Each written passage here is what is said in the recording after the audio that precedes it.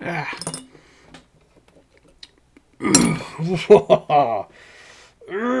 This lock has been quite the annoyance. The, you'll see these, it's got these evil little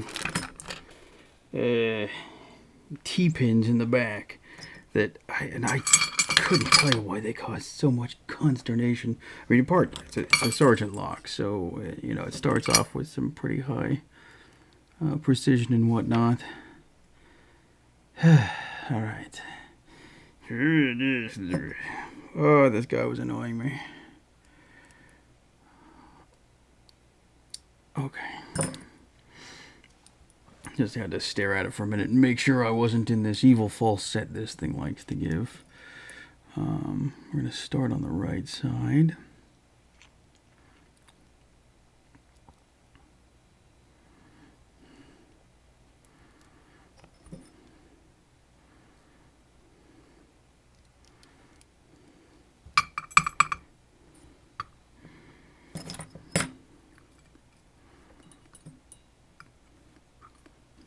Georgia Jim lent me this lock, and he told me he had great confidence I would blow through it in no time, and that was not the case. I was pondering giving up just because it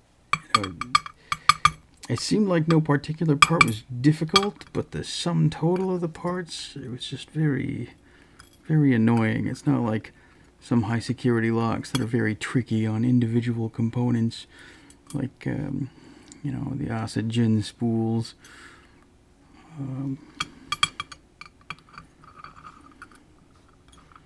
With the appropriate countermilling. So this is what I'm talking about. These little T-pins, and they sit there, and the false set rides on this little thing. Right, so it kind of, I don't know, I'm always afraid I'm going to get it caught in the spring too. But, oops. Yeah. It's only 12 pins, right? So as far as like high pin count locks go, it shouldn't be that bad. 9 of the pins are standards, and only 3 are actually, anything to speak of. They're the T-pins. But, the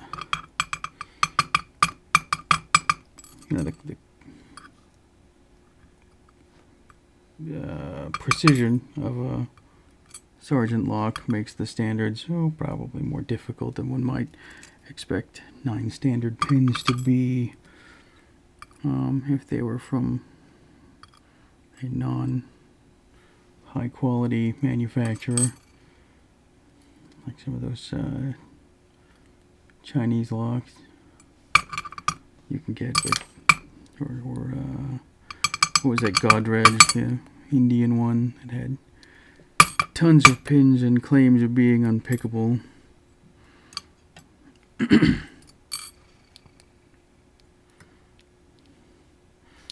And there's a T-pin number 2.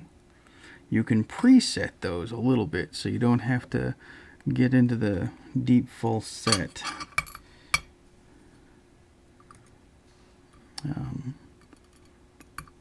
Although I certainly have not mastered that ability.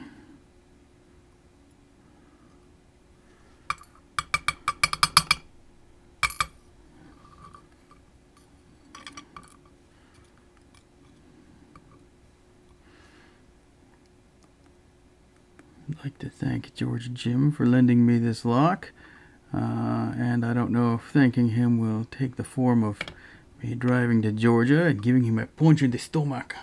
But I'm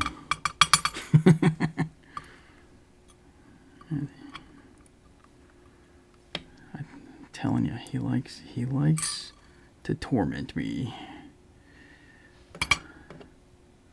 Right, that's the other T-pin. And I don't feel like again, that looks like you could probably take that clip out and get in there or something. I don't want to mess with it. There's the key. You can see top bitting, the side bittings, and there's all those pins. 3 standards, 1 T-pin, 3 standards, 1 T-pin, 3 standards, and 1 T-pin for 12 pins. This was the Sargent Keso pain in the you-know-what. There it is.